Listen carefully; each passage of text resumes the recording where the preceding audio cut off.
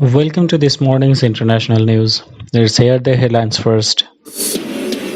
Myanmar releases 25,000 prisoners amid coronavirus fears.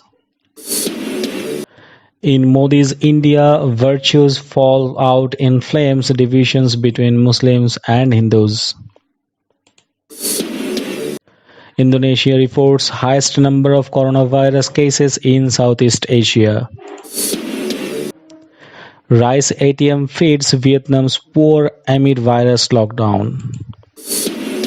WHO regrets US decision to halt funding. And nearly 2,600 US coronavirus deaths in 24 hours. These were the headlines. Let's jump into the details news now.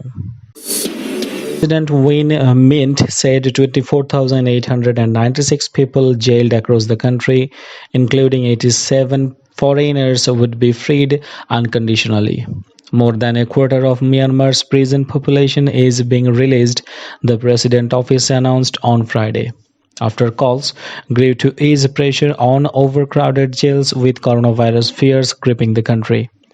The Southeast Asian nation grants an annual amnesty of thousands of prisoners to mark its April New Year holiday, but this is the largest recorded in recent years.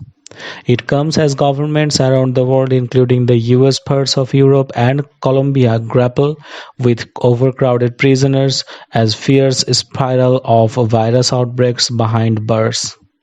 To mark Myanmar New Year by respecting humanitarian ground and peace in mind of the people, the president pardons altogether 24,896 prisoners from various prisons, a statement Friday from the president's office said.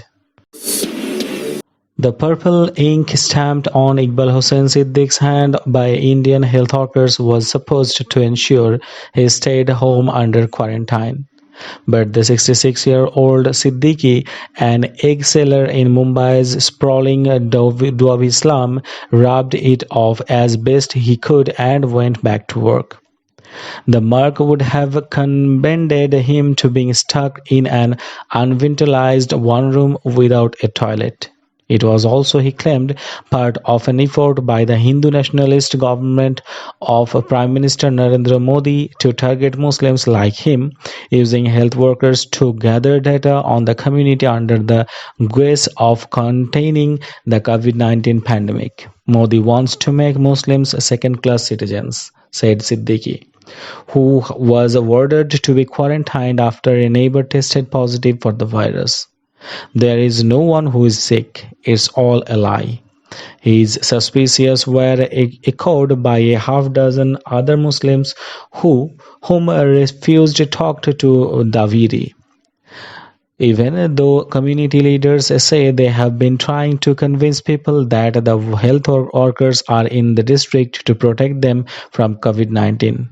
As the coronavirus sweeps across India, Modi's government has responded by imposing a lockdown on the country's 1.3 billion people. As of Friday, India had announced 437 deaths from the disease.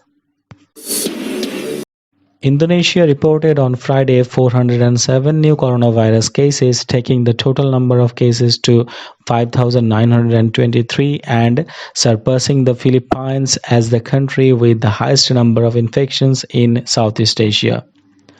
Health Ministry official Ahmad Yuranthio also reported 24 new deaths attributed to the disease, taking the total to 420, and said Indonesia has performed 42,000 tests for the virus. A Vietnamese entrepreneur in Ho Chi Minh City has invented a 24/7 automatic dispensing machine providing free rice for people out of work following an ongoing nationwide lockdown to curb the spread of the novel coronavirus. Vietnam has reported 262 COVID-19 cases and no deaths so far, but as a result of 15 days social distancing program that began on March 31, many small businesses have been shuttered and thousands of people temporarily laid off from work. Thi Lee's husband was among those who have lost their job. The Rice ATM has been helpful. With this one bag of rice, we can have enough for one day, said the 34-year-old mother of the three children. Now we only need other food. Our neighbors sometimes gave us some leftover food, or we have instant noodles. The machine distributors a 1.5 kg bag full of rice from a small silo to waiting workers, many of them whom are street sellers or people who earn a living from cash in hand, like housekeeping or selling lottery tickets. The head of the World Health Organization says it regrets the US decision to halt funding. Tedros says the US has been a long-standing and a generous friend to WHO, and we hope it will continue to be so. He made the comments after President Donald Trump announced a halt to US funding, temporarily suspending millions of dollars from the UN Health Agency's biggest funder. Tedros says WHO remained committed to slowing the spread of COVID-19 pandemic, and it would work with its partners to ensure that any funding shortfall could be met. COVID-19 does not discriminate between rich nations and poor, large nations and small, Tedros said. This is a time for all of us to be united in our common struggle against a common threat, a dangerous enemy. When we are divided, the virus exploits the cracks between us. Tedros said, whose member countries and independent organizations will assess the UN Health Agency's performance at a later date, but the focus must remain on ending the outbreak. The United States on Wednesday recorded nearly 2,600 additional deaths from the new coronavirus in 24 hours, a new record and the heaviest daily toll of any country, Johns Hopkins University said. A running tally from Johns Hopkins showed 2,569 victims at 8:30 p.m. Eastern Time on Wednesday, compared with the same time the previous evening, bringing the total number of US deaths to 28,326, higher than any other country. The figures came after President Donald Trump earlier in the evening said the data suggests that nationwide we have passed the peak of new cases and will announce Thursday the first plans for lifting coronavirus lockdowns.